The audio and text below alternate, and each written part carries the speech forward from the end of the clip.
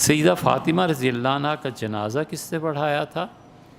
سیدنا علی رضی اللہ عنہ کی روایت بھی ہے کہ انہوں نے پڑھایا تھا، اور سیدنا ابو بکر رضی اللہ عنہ کی روایت بھی ہے کہ سیدنا ابو بکر رضی اللہ عنہ نے پڑھایا تھا۔ اور ابو بکر رضی اللہ عنہ کی روایت قوی اس وجہ سے ہے کہ خلافت راشدہ میں ہمیشہ یہ رہا ہے کہ جو خلیفۃ المسلمین یا اس کا نائب ہوتا ہے اس کا سب سے پہلا حق ہوتا ہے جنازے پہ۔ اب بھی جو ملک کا صدر ہے، وزیر اعظم ہے، چیف ہے، ڈپٹی کمشنر ہے، پہلا حق ان لوگوں کا بنتا ہے۔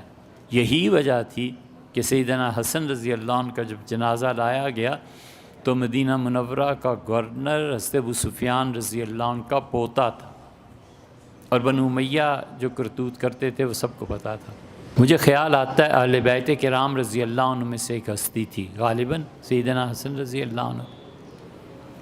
بہرحال سیدنا حسین رضی اللہ عنہ کو جنازے کے لیے کہا گیا تو انہوں نے اس گورنر کو کہا کہ لولا سنہ، اگر خلافت راشدہ میں یہ بات نہ ہوتی، سنت یہ قائم نہ ہوتی کہ حکمران وقت جنازہ پڑھاتا ہے تو میں تمہیں کبھی بھائی کا جنازہ نہ پڑھانے دیتا، میں خود پڑھاتا۔ تو اس سے یہ آپ دیکھیے بحث طبقات ابن سعد میں حضرت سیدہ جو ہیں صاحبزادی صاحبہ رضی اللہ عنہا، ان کے احوال میں تفصیل آپ کو مل جائے گی۔